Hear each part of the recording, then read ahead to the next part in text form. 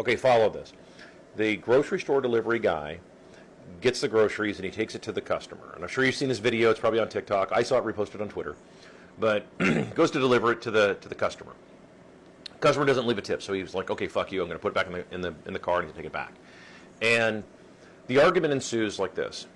I'm not required to leave you a tip. He's like, "Well, I'm not working for free."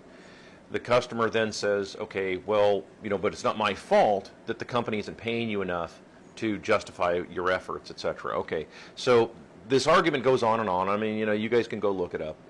What it comes down to is really it's a volatile guy and an emotionally unstable woman arguing. It's same old story, right?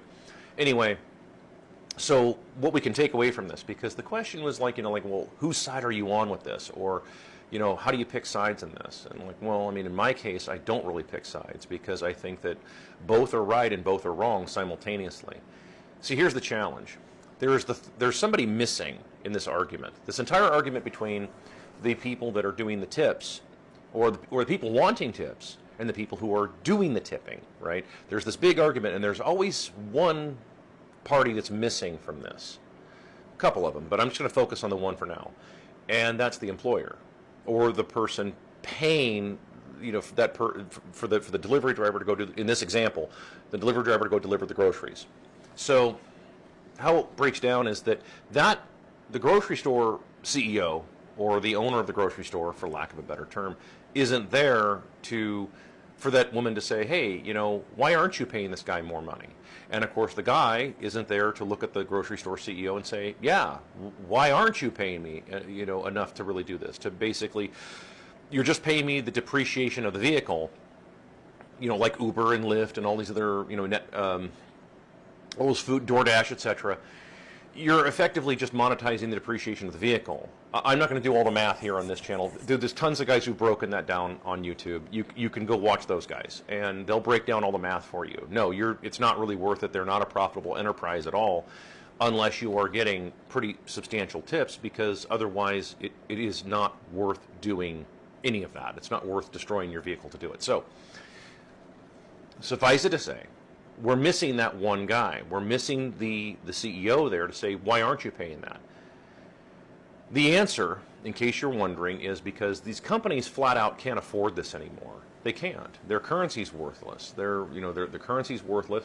They can't afford to keep people interested in these jobs. I've been over this probably a dozen times already.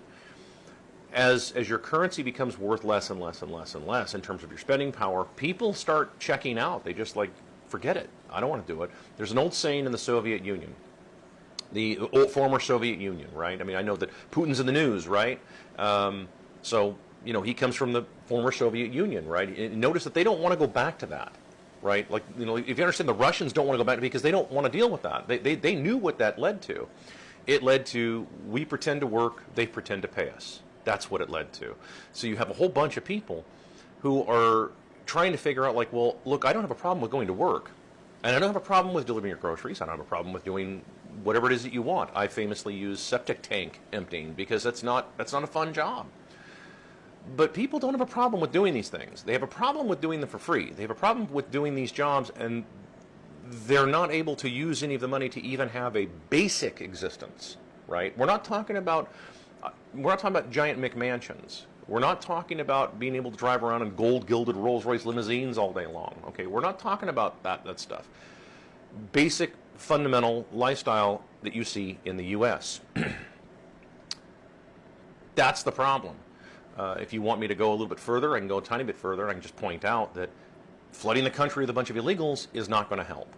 And that's just going to make this much, much worse because, well, they're going to continue to do these kinds of jobs, except the problem is they're going to be subsidized on the back end of that, right? So it'll look on the surface like, oh, well, so-and-so will do it for the equivalent of $9 an hour. Yeah, but you're not telling them about the $3,500 a month in subsidies you're giving them. You're not telling anybody about, and all the subsidies per kid that they're having, and all the so-called free rent, which is not free, actually. All it does is subsidize really shitty landlords that should have gone out of business years ago. That's what ends up happening. So pick a side, but it's really kind of pointless at this point. This now we're at the point of just saying, well, let's observe this, because like this is the beginning of the collapse.